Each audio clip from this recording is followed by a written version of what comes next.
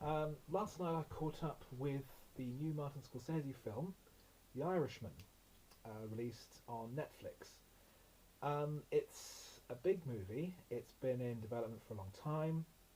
It has an all-star cast led by Robert De Niro and Al Pacino, and it's 3.5 hours long. It's the longest movie I've watched in quite a while.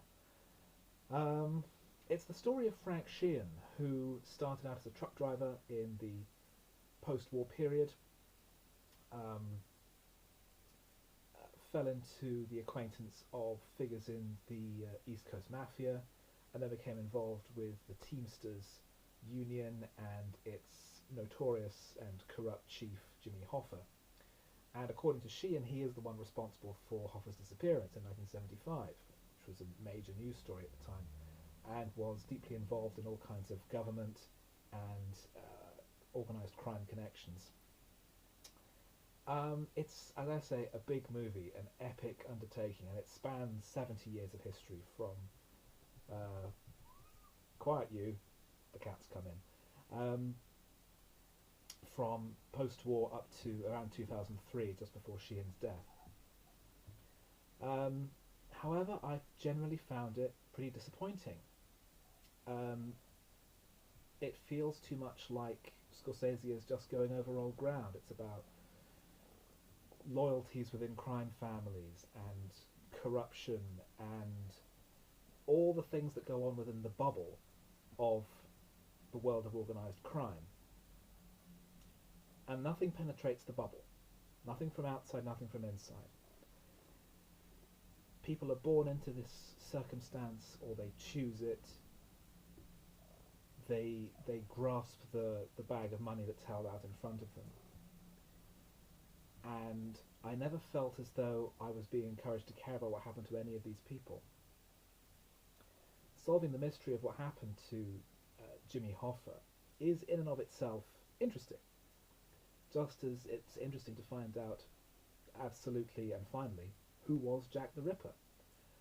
But at this point, it's really just academic. It's just a final footnote at the end of a story, rather than some kind of world-changing twist to history.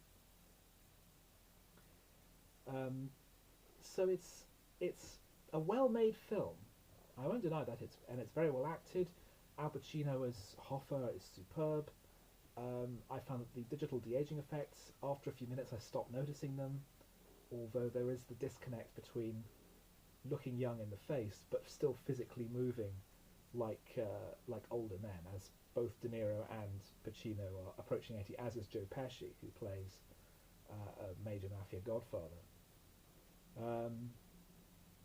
And I think the idea of having Anna Paquin play Sheehan's adult daughter, who never speaks to him during the film, and in fact only says 7 words of dialogue throughout the entire film, I thought that was an interesting way of portraying his alienation from his own family, that ultimately he's left on his own, that he outlives everyone. His family have completely separate from him.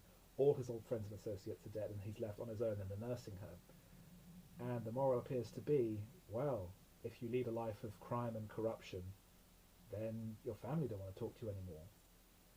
And that doesn't strike me as tremendously groundbreaking. I've struggled to get on with gangster films in the past. I've never really got The Godfather. They're well-made films, the Godfather trilogy, and Goodfellas and The Irishman. I'm not denying that they're well-made and well-acted and beautifully produced. I just can't engage with them emotionally. I don't care about what I'm seeing. Casino is probably the exception, because it's about how a skein of organised crime was ultimately legitimised into becoming a major industry and revenue source. And that seems to be much more like a slice of history rather than just gangland tales.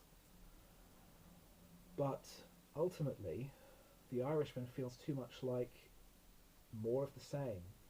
It's well made, it's well produced, it's well acted, it's never boring, despite its running time. But it's never anything new.